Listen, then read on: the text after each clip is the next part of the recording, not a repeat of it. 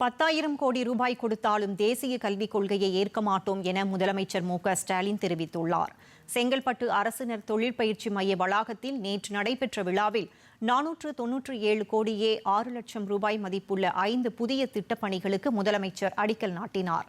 பின்னர் நிகழ்ச்சியில் பேசிய அவர், மகளிருக்காக புதுமை பெண் திட்டம், மகளிர் உரிமை தொகை, இலவச பஸ் பயணம் என பல்வேறு திட்டங்களை உருவாக்கியுள்ளதாக கூறினார். தேசிய கல்விக் கொள்கை என்ற பெயரில் தமிழகத்தின் கல்வி வளர்ச்சியை மொத்தமாக அழித்துவிட வேண்டும் என நினைக்கிறார்கள் என்றும் அவர் குற்றம் சாட்டினார்.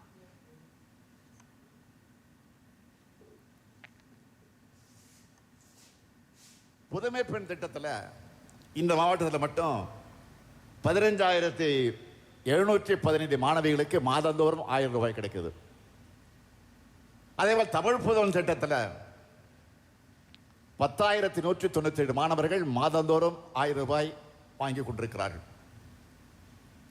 அதேபோல் முதலமைச்சருடைய காலை உணவு திட்டத்தில் 39,532 மாணவ மாணவியர் பயனடைந்து பசி இல்லாமல் இன்றைக்கு அவங்க படிச்சுக்கிட்டு இருக்காங்க.